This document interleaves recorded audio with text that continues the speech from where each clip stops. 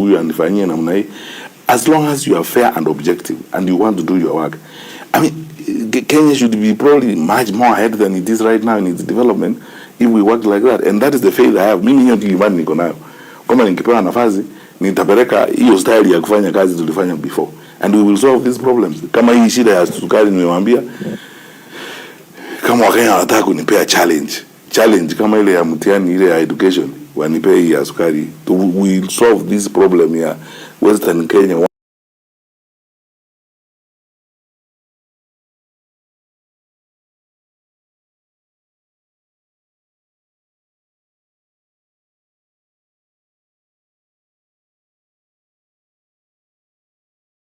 Once and for all, ile ushenzi unaendelea kule.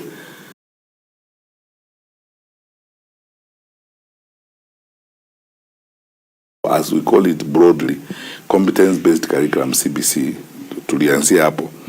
Ni kwa sababu unajua kila wakati maisha vile inavyoenda, nchi zote zinaangazia mfumo wa elimu ambao utawatayarisha watoto wetu na wale ambao tunakuza kupitia kwa elimu kuwa tayari kupambana na kujiunga na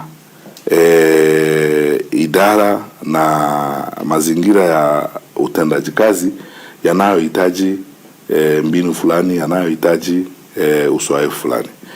Basi sawa, tukakubaliana sisi wote na tumefuatilia hii tangu Vision 2030 vile tutaenda, tukakuja transition ya CBC. Tumefanya consultations kila mahali, na sectors zote vile tutafanya haya maneno ya competence based education and so on. Tukakubaliana sasa tuanze, tukafanya transition, tukafanya mpango. Shida ambayo tuko nayo saa hii ni kwamba wakubwa wa serikali hawakutilia maanani mpango wa CBC. They are not implementing the curriculum properly, na badala ya kuangazia mambo na masuala ya elimu ni siasa tu kila siku juu ya magari na kupoteza pesa ya budget badala ya kutumia hiyo pesa kwa elimu. Sasa walimu wanahangaika, hakuna pesa ya kutosha kwa shule, hatujatayarisha content vilivyo na mambo kama hayo. Shida ya idara ya elimu saa hii ni usimamizi mbaya. It's as simple as that, and bad implementation. It's just simply bad and incompetent leadership. Hakuna kitu kingine. Kenya hii haina shida ya watu, haina shida ya pesa, haina shida. Ile shida iko hapa ni ufisadi na usimamizi mbaya. Na kama hawa wangefuatilia huu mpango vile tuliuanza na utekelezaji wa curriculum muendelee mzuri vile unatakiwa, hatungekuwa na shida. Mimi sioni shida inatokea wapi. Shida ni kwamba wewe ni kuulize ndugu yangu, uko na watoto wa kusomesha kwa shule nchi ya Kenya. Unajaza viongozi wa kina mama 12,000 state house, unawapea kila mtu shilingi 10,000. That's 120 million. Unarandaranda nchi kila mahali unaenda, ni unaonga watu kukusikiza because watu hawataki kukusikiza. Hizo pesa zote zinatumika kuonga watu. Si ndio hizo pesa zinatakiwa kwenda kwa elimu? Sasa badala ya kuelimisha watoto wetu ni kuhonga watu watusikize ili tuweke mfano eti tunapendwa na watu na tunajua ukweli watu hawatupendi. Sasa unajua hiyo ndio shida tuko nayo. Kwa hivyo that is why I'm saying Wakenya tutafute serikali ambayo tunaweza kuamini, watu ambao wanaweza kutufanyia kazi. Wanaamuka asubuhi wanaenda kufanya kazi. Mimi siwezi kutumia pesa ya budget eti kwenda kufurahisha watu huko, kuhonga watu kila siku. Itaenda kwa shule. Na tutasimamia shule vizuri ili kila mzazi na mwalimu na yule ambaye anahusika anaelewa kwamba levies, unajua ile shida kubwa kwa sababu walimu sasa wameachiliwa, hawapewi pesa, inawabidi wao na kamati za shule kutafuta namna watakavyoweka watoto kwa shule kwa miezi 3 kwa tamu. Sasa wengine inawabidi wanaweka levies, inawabidi wanaweka mambo mengine. Hiyo mambo yote inakuja kwa mzazi mwishowe. Wiki iliyopita wakati nilikuwa nazungumza na waandishi wengine wa habari, nilikuwa nawaambia hivi, nimeangalia fee schedule ya shule zingine za kitaifa, shilingi 110 kwa mwaka. Ukitoa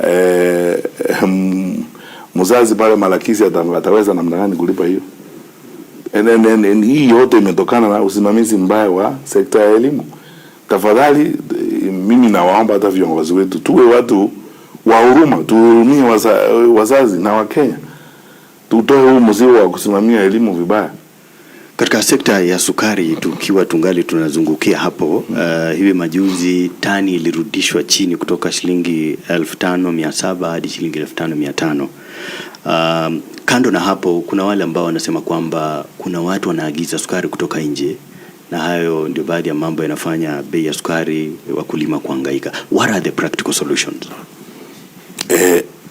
On this matter, because it's something I've thought about for a long time, I hope you give me, and I'll come back to respond to your question on fighting corruption. And actually, I could subsume it in this question, because the greatest problem in the sugar sector right now is corruption. When I was in the government, chairing and then coordinating government national projects, nimechukua one sugar factory in Western Kenya after the bailout, because you see there was pressure from MPs and politicians and so on for the bailout.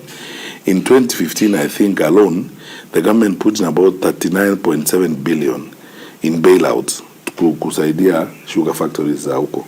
And over the years, Mumias 3.1 billion and so on and so forth. I could see all this money from the treasury. So one time, to kauliza, nikasema I want to see where is this money actually going when we are doing the bailouts and so on. The truth of the matter is this, and this is the inconvenient truth that people will not say. We will sort out the problems of the sugar sector in the country the day we will have honest, credible, and serious leaders who are interested in the welfare of the people of Western Kenya, period. If we don't get there, tuhaje kujitanganya. Because the problems of the sugar sector in Kenya are corruption cartels, thieves who are protected by the state in most cases, and individuals who basically want to benefit out of this sugar sector. I keep asking myself this question, why are we importing sugar? And then secondly, we import sugar blatantly, na watu wanajua, tunaenda kurepackage Western Kenya pretending that the sugar is being grown in those places. You will not convince me, let me be very frank, you will not convince me that the Serikali government doesn't know. Which government? I mean, the government doesn't know those things are happening. I give you the classic example of this silly story going on about Mumias and so on. What do our leaders think we are supposed to be? I mean, we are sisi ni kondoo ama ni nini? I mean, how can somebody tell you that story? Eti unajua our directors waliusia sijui nani na hawajui nani waliusia factory. Hii mambo yote ni uongozi, hakuna kitu kingine. And over the years, as a result of that, through fraudulent sugar importation, through the cartels that are having colonized the sector, colonized, I use the word carefully, colonized the sector.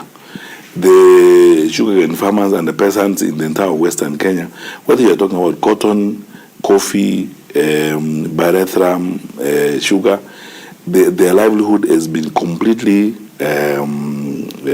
messed up as a result of this. The so-called privatization that started.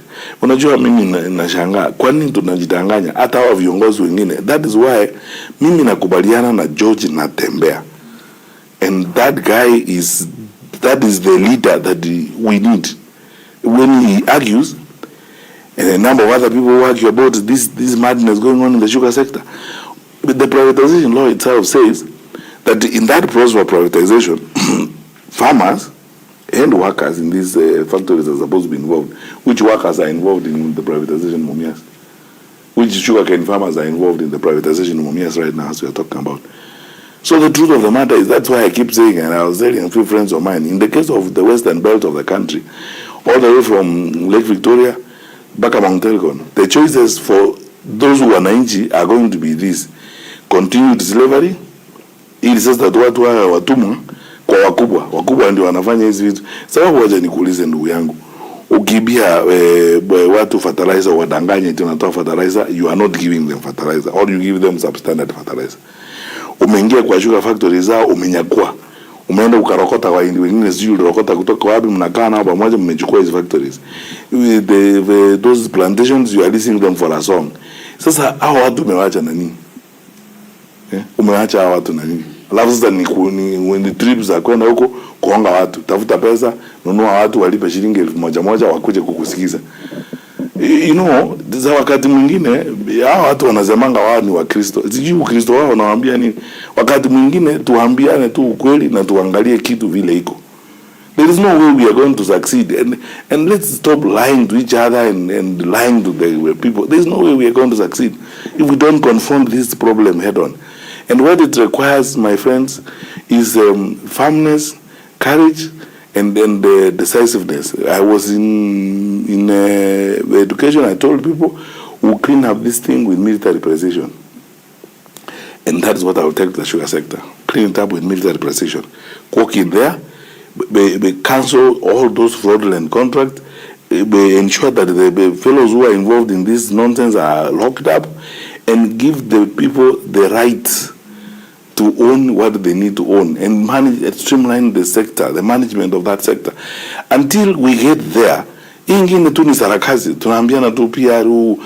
Even if you give a bailout, let me tell you, my friend, you know, people need to be told the truth.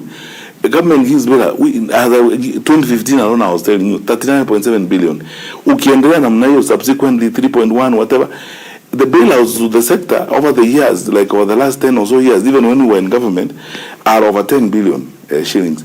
The money doesn't end up in the pockets of Wananchi. It ends up in the pockets of cartels. One politician in one factory there in Western Kenya had presented a bill. He had a tender of cleaning services in that particular factory.